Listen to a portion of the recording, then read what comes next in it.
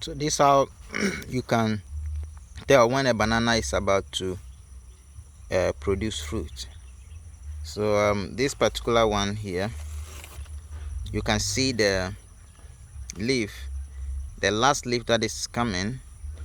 If you look at the size of it in relation to the others, so you look at this leaf here, the size of it or its length in relation to this one and the other ones on the plant, you see that is very short. So that tells you that this banana is just about to produce fruit.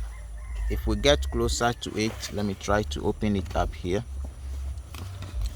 I can't see from this direction. Let's go around it.